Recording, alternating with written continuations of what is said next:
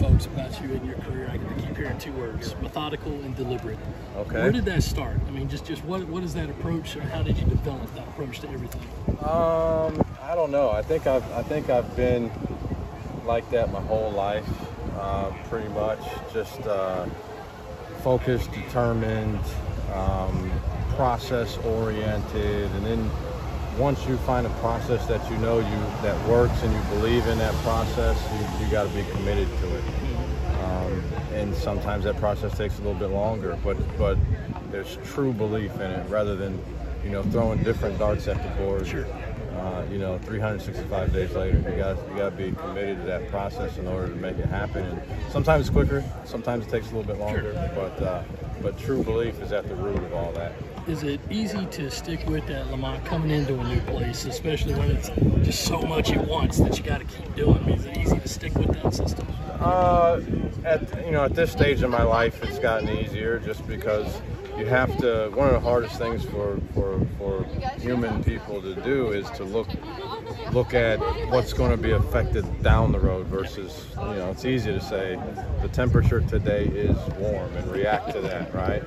Versus it's going to be the next day, the following week, a month later, and so at this point in my life, I do a better job of seeing that easier and knowing what I want that to look like. And so that's not to say that there's no flexibility and it's all rigid, but because you get into a different area of the country, you get into a different conference, a different level of play, and there's some flexibility you have to have, and particularly now, the kids are different kinds of kids.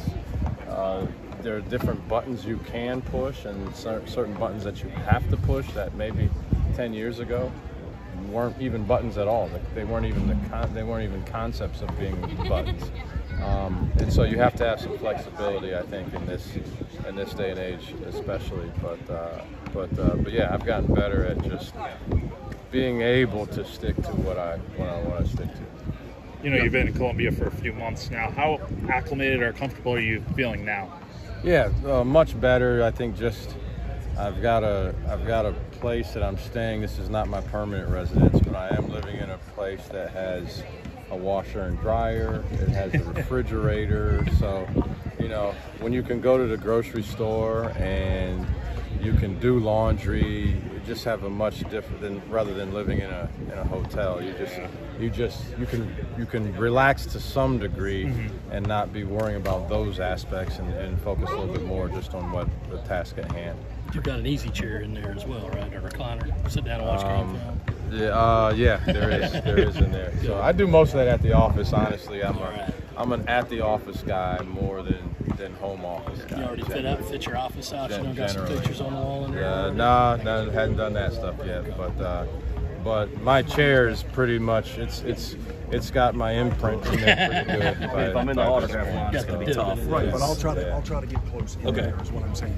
What do you learn? Obviously, you guys are doing workouts now. How much can you learn from these kind of workouts where they're like guarding a chair and stuff like that? Yeah. I mean, not a lot of learning. I'm not trying to learn. In fact, I'm trying not to be learning and evaluating yet. There'll be time for that. So really more, it's about just building relationship, terminology, getting that out there, and most importantly, just having guys interact with each other and learn how to play off of each other. That's the biggest part of what our workouts are. You're obviously known your for culture in terms of you trying to establish that immediately. I know you hit the ground running, right? Yeah, some of that happens with the recruiting process.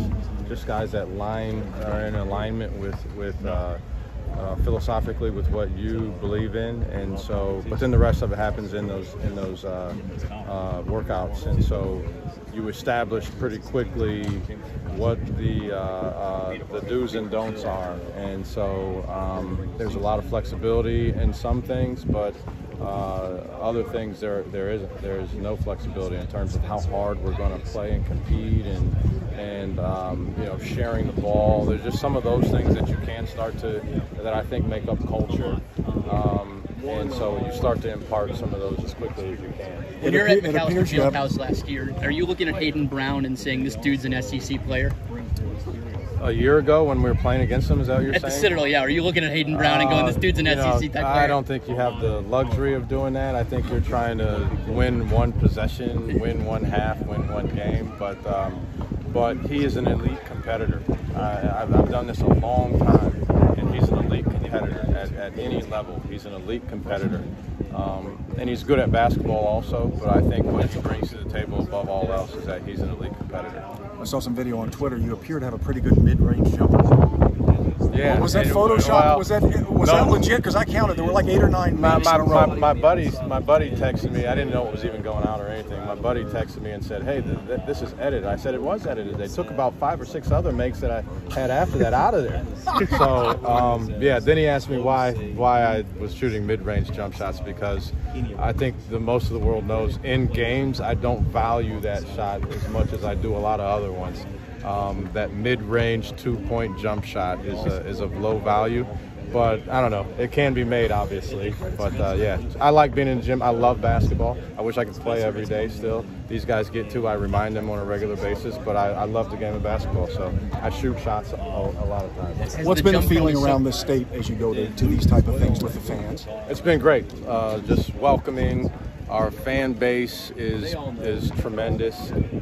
It's obvious. They don't have to tell me that. I can feel that, and so it's been really neat just to be around other cities in this great state and just feel the energy and the excitement about moving forward and getting back into the gym and watching this team play in CLA. What's the biggest, has it kind of hit you, that jump from the SoCon to the SEC yet, or is that going to hit you when the season starts? Yeah, probably more when that happens. You know, you're trying to project, and you watch tape on teams, SEC teams from last year. And I've been at the high major for 7 years as an assistant coach, and we were in a couple Final Fours. We advanced to the Sweet 16 6 or more times, and so I have a good feel for what that is. But it's a different league than the Big Ten.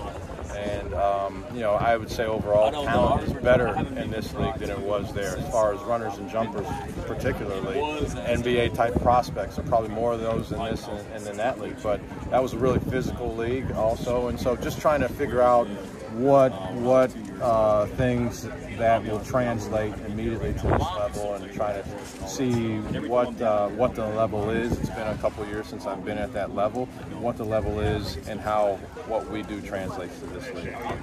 Kind of been known as a guy that can develop, especially at the guard, backcourt level. Just when you're evaluating guards specifically, what are you kind of paying attention to and looking at? Feel is one of the, you know, I think at any position, competitive spirit reigns supreme for me, but I think as far as basketball tangible things, feel and skill are two things that I value at a high, particularly at the guard spots. If you have really good feel, your decision-making process is going to slow down, and that's one thing that prevents guys from being good players. Even guys that have good ability, their decision-making gets in the way sometimes, and so the better feel you have, the more the game seems to slow down. Appreciate it.